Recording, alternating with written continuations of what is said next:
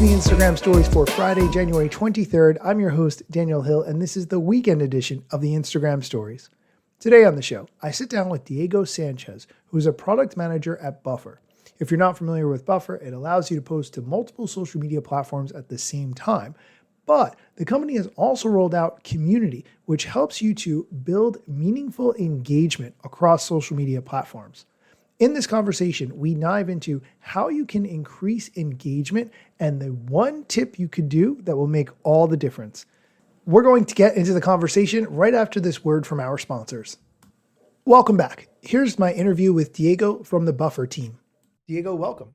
Thank you so much. Thanks for having me. Diego, for people who aren't familiar with you, can you tell us who you are and what it is that you do? Great. So my name's Diego Sanchez. I'm from Colombia. I've been nomading for a few years, and I'm part of the Buffer team. I've been at Buffer for 6, going on 7 years now. I am part of the product team, and I've focused on new product development, so building new things at Buffer. In my time here, I've built products like Reply. So for people who've been using Buffer for a while might remember it. Engage, which is still live today, but we're deprecating it soon. Start Page, and now we just launched Community. So I focused on new product development at Buffer. I love that. Let's back up for a quick second. If people have been listening to the show for a while, they've heard some of your colleagues from Buffer on the show previously. But if people are not familiar with Buffer, tell us what it is. Great. Yeah. So Buffer is a social media management suite. We're here to help small businesses and creators get off the ground and grow. And basically, we have a set of offerings, a set of tools to help you connect with your audience. We know social media can be hard. We know at the beginning, you might not get enough traction or enough comments. And right now, one of our strategic priorities is to help you go from zero to habit, building a habit on social, and then to seeing results. And to do that, we have a series of tools to help you. So a series of tools for small businesses and creators, such as a publishing platform where you can publish content to more than 13 channels today. We also have an analytics platform to get feedback on what's working, which are the best times to post. And now we're introducing our engagement feature, which is replacing our existing one. And that's basically meant to help you complete the picture. We believe that posting is important, but if you post and ghost, you might not see the right results. It's like it's like two parts of the same coin. Like it's very important. So we want to offer all of those tools to make it easy for you to grow your audience and find your voice. I want to get into each one of those. Let's start first with the publishing tool. That's the one that I am most familiar with, so I feel most comfortable to talk about this. How does the Buffer publishing tool work? I want to say what I think, but please give a better explanation, and then I'll add in some bits of how I've used it. Absolutely. So basically what we do is we connect through APIs, and I won't get into like technical details, but we work with partners such as the Meta platform, LinkedIn, X, to be able to publish content on your behalf, right? So you can just sit once at Buffer and plan all your content, know when you want it to go out. We can also help you choose the best times to post for each content depending on the platform. And then you can relax and just, it all goes out when you wanted it to. Yes. So one of the things that I love about the Buffer tool, and I talk about this all the time, is if you are just getting started or you don't have a large budget, you can post to 3 separate platforms for free without paying using the Buffer tools. And I love that. The best part really, I think, about this publishing tool is that it allows you to customize the post for each platform before you post. Can you talk a little bit about that? Yep. And I'll start by sharing a little bit about why we're truly committed to staying free. Buffer is a mission-driven, values-led company. And to me, that's one of the most important parts of it. That's why I decided to join this company. I've been here for almost 7 years because we really want to see a world with more small businesses that do good while doing well. And this is, we live and breathe our values every day. We're a fully transparent company. Our salaries are online. Our revenue metrics are online. Our customer count is online. We share everything in our open blog. And I think that's something that people can resonate with. It builds trust in the brand and in what we're doing. And in turn, that's why I think a lot of people trust in our service to, come to Buffer, to grow your audience, to connect with your community, and to post online, right? So that's a little bit about the why it's so important for us to have that free plan, I fundamentally agree with everything you're saying, but I just think that's so unusual in this landscape where people say, don't leave money on the table. And we've seen where products have just gotten worse and worse over time so that companies can charge more money and you have nowhere else to go. So I think that right off the bat is just a very refreshing outlook on software, app development, social media. It's very unusual. And I'll share another like reason why that is. Buffer, raised a small round when it got started. It's going on 15 years now. And now in recent years, we've actually been buying out our early investors. And this is because part of the desire is for the company to be fully independent. And that allows us in the product team, for example, to make decisions that we know are better in the long run. So, and this can be things like, yeah, we want to keep a free plan, a generous free plan. We want to lean on generosity. We want to make sure, because our mission is to help small businesses get off the ground and grow and creators get off the ground and grow, we believe a free plan is a key part of this. Like when you're getting started, you're on a budget, you don't know what works yet. You might be trying different channels and trying to figure out what's going to work for you, what's going to resonate, what's going to stick. And without a free plan, that's kind of hard. You're already having to commit to paying some amount of money every month where you don't even have any money coming in. So that's why I think the free plan is a strategic pillar for us. It's very important and it's also a key part of our mission. We really want to see a world with more businesses that do good while doing well. We have thousands of nonprofits, small businesses, brick and mortar shops, people doing all sorts of things. And we believe the world is actually going to be a better place if we have more of these small businesses and more diversity there. So it all comes down from that mission. But tactically, how we're able to actually get this to work is through that independence, right? Because if we had a lot of pressure from investors to grow really quickly, we might have to cut corners or make some decisions that won't really be in the best interest of our customers. Right. So I think that's part of how we've been able to structure this operation and the business for this to work. I think that's a fascinating approach to put the user's needs ahead of the company's immediate cash flow opportunities. That's just so unheard of in this day and age. Yeah, and I'll share like more stories around that if that's interesting. Please. We actually were burning cash for a few years, and it was a difficult moment. I've been at Buffer. I joined in 2019. At the very peak of our growth, and then we started declining a little bit in revenue, in customer count. We were going through a bit of a crisis, and I think that was hard, But even through that valley of the difficult time, we still were not compromising on our decisions and putting what we believe was right for customers, which to me is why we're growing really fast today, and why today our MRR is growing really quickly, our customer count, we're hiring. We kind of turned that corner. But I think part of the real reason behind that is that we always were thinking about doing the right thing, even if it was the hardest, and doing the right thing for our customers as well. So to me, that's really refreshing, quite unique. I know a lot of companies are not in such a fortunate position to be able to do the same, and people in product might not be able to make the same decisions as the ones we were able to do. So I think that path to being an independent company was key here in being able to serve our customers and really do what we think is right for them. Yeah, I love this. Let's talk quickly about, we've already talked if you're perhaps a small creator or a small business starting out and you can take advantage of the tool, just, 3 platforms. But say you're a social media manager and you're managing 10 different clients across multiple platforms and it's hard to keep it all straight. How can you use Buffer in order to do that? Because I think that's really a thing that people don't realize is so powerful for Buffer. Diego is going to answer that question, but first we are going to take a quick break. Welcome back. We're talking with Diego Sanchez from the Buffer team. Here's the rest of the interview. Yeah, absolutely. So as you grow, a lot of things start to happen. If you manage multiple channels, it's hard to stay on top of when do I have to post this, or staying on top of comments across multiple platforms is hard as well. So Buffer makes this easy because you just come to the platform and you organize all your content. We have a section called Create where you can store ideas or drafts if you're not sure yet what's going to turn out to be a great post. And then you basically start planning everything. And you say, all right, I want to post. We have a thing now called Streaks, which helps you, stay accountable, make sure you stick to it. But we also have posting goals. So you can define a posting goal per channel depending on what works. So you might say something like, for TikTok, I want to post twice a day, for example, or once a day. But maybe for LinkedIn or other channels, I want to post once a week. That's, totally depends on your content strategy. And we have built-in tools to help you with that. So we have Streaks, posting goals, and then you can just plan all your content across the different channels. Or for some people, it also means just posting across channels, the same content, right? Or making slight adjustments to it. So it really depends, but we have all of these tools built in to make it easy for you to manage many channels. So it's not just when you're doing 1 or 2 channels and getting started. We have customers with, 20, 30, 50 channels connected. And it really makes it easy for them because it's a lifesaver. You have, you can manage everything in just one place. Right. And you also can create a team as well. So you don't have to share credentials. You can just give permissions to different people to post on one channel but not another, or to create drafts and then you approve them. So as you start to scale, we have all of these tools already built into the service to help you and make your life a little bit easier. Yeah.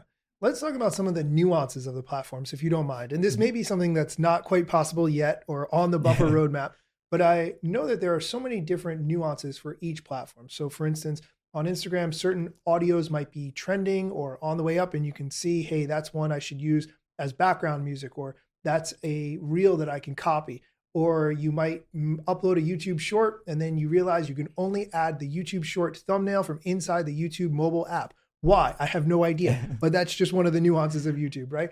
Or you might see a particular trend is blowing up on TikTok and you want to make that, but it hasn't quite hit Instagram yet. So is there a way to kind of handle some of these nuances through the Buffer platform, or is that something that is coming in the future?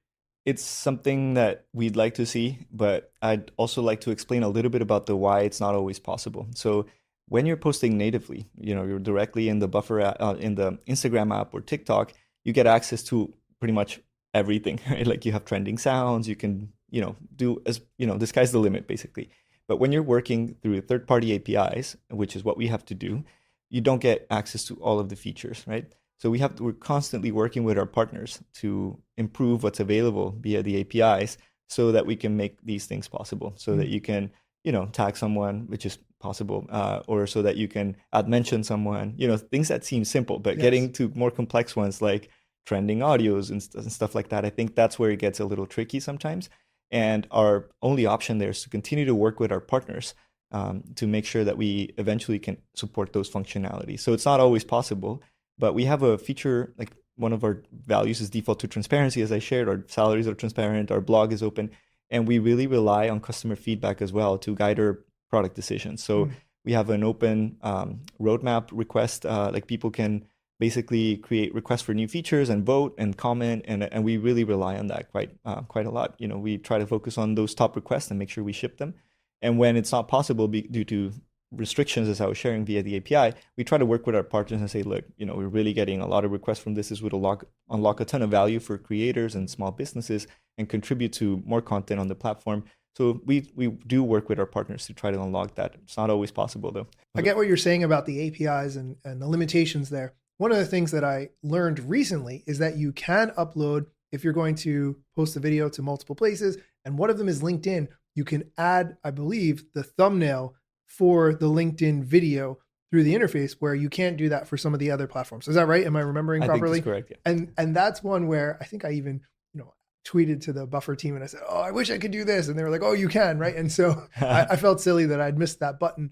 But those are the nuances of the platforms, obviously not something you control. Exactly. It is nice to be able to see everything in one interface and post to multiple places. But I feel like sometimes the platforms reward you for using those different features that may be required to do from within the app or on the website of that platform. So sometimes that can be a little bit of a challenge. I agree. I think, and that's why we're trying to get to as much parity as possible.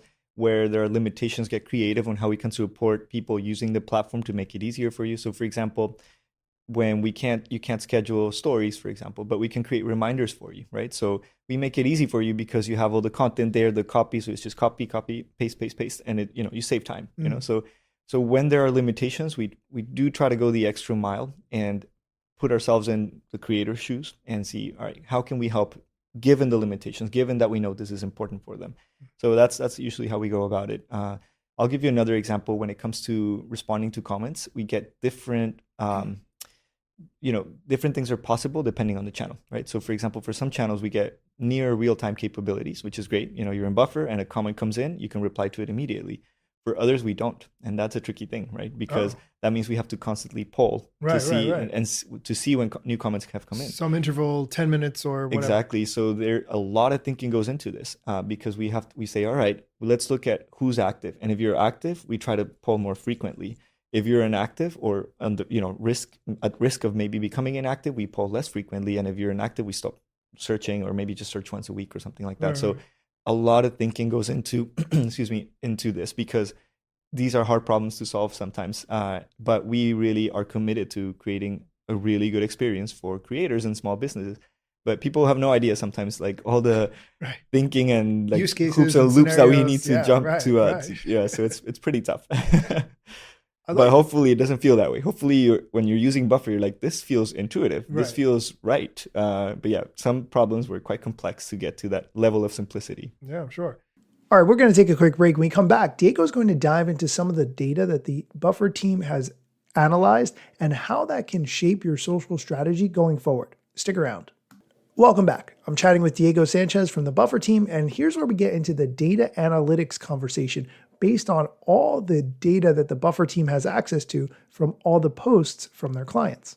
Since we're talking about the comments and responding to comments, I know you have some analytics data that the Buffer team has been working on. Can you share a little bit about that? And then we'll dive into the new product. Absolutely. So recently we have a one-person data science team, but he's incredible. Julian has been at Buffer for years, and Heard great things about Julian. he is something else. He's very special. So basically, Julian analyzed 2 million posts across different channels. We have a lot of data naturally, so this allows us to do some really interesting things and make data-informed decisions. So after analyzing 2 million posts across different channels, we wanted to understand what is the impact of replying to comments, and what does that do to the post's engagement? That's such a high level question, right? What is it? Does responding to comments do anything, right? That's really the question. And it's something that a lot of creators and SMBs are probably asking themselves. I know people are probably thinking, what is the best time to post? That's a question that you usually always think about. You want your content to do really well. And to be seen. And to be seen, right? You put time and effort into it. The other piece is, if I respond to comments, what impact does it have? Does it boost reach? Does it help with impressions or engagement? What does it do? So is it worth my time? Because it is hard for some people. You start getting comments and then you feel like you're drowning and you just give up. And you're not sure, should I be responding in a short comment? Is an emoji good enough and that person feels like they were seen and heard? Or is a long sarcastic response worth the time? Like, this is drilling down, but please we continue. can chat a little bit about that. So so basically Julian analyzed 2 million posts across different channels, and he saw that there was an engagement lift for creators who regularly reply to comments between 5 and 42%, depending on the channel, which is incredible. For channels like LinkedIn, top of my head, it's a 30% uplift. So it's definitely worth your time. Like if you want your content to perform and you want people to engage with your content, replying regularly will boost your performance by 30% according to our data on LinkedIn. Okay, do you mean now 30% of the people whose comments you responded to are coming back to your page, or they're responding again to the comment? Like, what does that mean, the uplift? Well, basically what we analyze, we measure engagement as interaction with a post, right? Okay. So did people leave a comment? Did people, like it, do something with it? So by looking at reach, at the number of impressions, and then how many people left a comment or engaged, in some form with the post, that's a good sign, Yes. So basically, we realize that if creators take the time to reply, they see more engagement in their posts, which if you zoom out a little bit, it kind of makes sense, right? Of course. Because, of course. And I like to think about it this way too. When I share a LinkedIn post, for example, I know that in the first 10 minutes are important for the post to perform well. And part of this is just the signal that you send to people that see your post. So if they see, for example, that you're an engaged creator that's replying to their comments, they're more likely going to leave a question or leave a comment. So I just like to abstract it and kind of go a level up and say it kind of makes sense, right? Like if people see that you're responsive, they're more likely going to share some comment or question with you. So just think about relationship building, or it's like at the end it's just humans interacting through a platform, right? So to me it's just about that importance, and that's why we're so committed on building community and these set of features around that, because we really want to help people connect with other people. And it's less of a performative thing or where you're just building an audience and shouting into the void, and more of like, they're humans on the other side, and you're going to find a ton of great ideas for content there. You're going to meet interesting people along the way. You're going to learn things about yourself. You're also going to get great feedback about what's working, what's not. And if you think of a platform like TikTok, for example, I think a lot of creators grow and find new content ideas from just the comments. Oh, They're sure. basically just replying to comments all day Yeah, long. yeah. And you you see know, sometimes people have said, I've gotten this question a ton of times in the comments. yeah. I'm going to make a video about it, right? And that makes Which sense. sometimes I Yeah. Oh, I suspect people question just make too. that Yeah, up. yeah, yeah, yeah. Sure. But yeah, but I think there's like the interactions that you can have with your community are so valuable, and that's why it's to me it's even beyond the numbers. The numbers are interesting, and I think what our data shows is that you can get more engagement in your posts, and you could probably get more reach as well. We'll have to look into that, but I think they're correlated. Mm. But to me, I also want to like zoom out a little bit and share the importance about just building your community and how much value you can get from that too. So if I can go back a second, Mhm. you said the platforms um, range from 42% more engagement to 5% more Yes. engagement, right? So do you mind which platforms have more engagement as a result of replying to comments? Because that sounds like the platforms that creators, brand marketers would want to spend more time replying to comments on. Is that right? Yeah, that's correct. So top of my head, I think Facebook was like 9% lift, Okay. if I remember correctly. I know LinkedIn is one of the highest at 30%. Threads was really high up there too. So I think we're seeing like a lot of opportunities for creators in platforms like LinkedIn and Threads where we see from our data that it's worth replying to comments. But honestly, if you think about it, 9% is not even that bad for Facebook. It's like I consider it almost low lift as well because you just have to reply to a few comments. You get good ideas from there for future content. You're also investing in your audience. They're real humans who are taking the time to leave a comment or share some love and appreciation for Mm. you or ask a question. So, I think that even from the lowest at 5%, which I don't remember which channel it was, I think it's worth the investment. You're getting almost 10% or more because there was only one channel at 5% and most were in that range. Right. So my understanding has been, and I could be thinking mostly about Instagram in this, but people who get 3 to 5% engagement on their posts is kind of average. Obviously it depends on what kind of creator you are and what your situation is, but having more opportunity to be getting higher engagement just by responding to comments. Okay, that's well worth the investment if you can go up to 20%, 30% That's engagement crazy. because of you were just simply not spending more time creating the content, not spending more time editing the videos, not spending more time creating thumbnails that people only see for a quarter of a second. Responding to comments is what Yeah. I think that's really like a fundamental shift in how people think about it.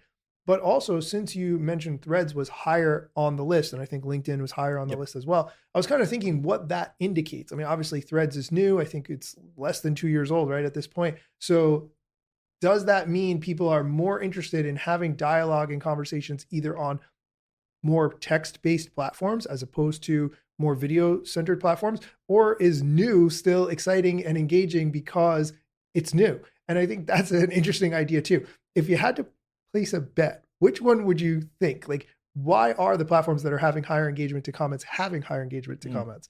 That's such a good question, honestly. Uh, We need Julian. We need Julian yeah, we here. need Julian for this. Julian, hit us up. Julian, if you're listening, we need you. Yeah, I think honestly, I think it's every platform has a different vibe. People have different objectives, and my gut tells me that it's just a matter of like the types of interactions and communities that you are creating. Because when you design a social media channel or platform, you create incentives, right? You reward certain types of content. The algorithm is basically has a set of rules that rewards or punishes certain things, right? And I think over time that creates differences in the communities. So you can have a community that's, for example, very critical, or a community that's that loves uplifting content and hates other things and just wants to focus on feeling good. So there's like nuances to each platform, and I suspect that this data is just a reflection of some of that. You know, where platforms are taking a different route or going more focusing more on paid and other things. I would suspect that the strategy behind LinkedIn and a platform like Threads, for me, it's more about creating those conversations and nurturing that community. So I suspect it's more about that, unless because they're new. But that's just my gut. That's what Right. that's what I'm observing. It would make sense, the community vibe, right? That's what you want is to be heard when you go. And if you join a conversation and someone responds to that conversation, it's giving you the, not only dopamine, but the interaction that you're looking for. So that makes sense. Yeah. And I think these communities are focused on different things. LinkedIn was, born as a platform for you to find a new job and things like these, but it's evolving very quickly. So in that sense, I think we're starting to see what that could look like and what people are coming together to discuss and in that platform. Threads, I think, is longer, like a short form, and people just have more casual conversations there. I don't know where it's going, but I think what we're seeing now is just that type of content there, and people just have fun, so that's why I think it makes sense to see a bit more engagement in these two networks. Yeah. Okay, I'm going to stop it there. If you want to listen to the rest of the interview, you can either watch it on YouTube or you can listen on Apple Podcasts, Spotify, or your preferred podcast platform. I will link to everything in the show notes. As always, thank you for listening, and come back next week for more social media news, strategy, and other things you should be aware of.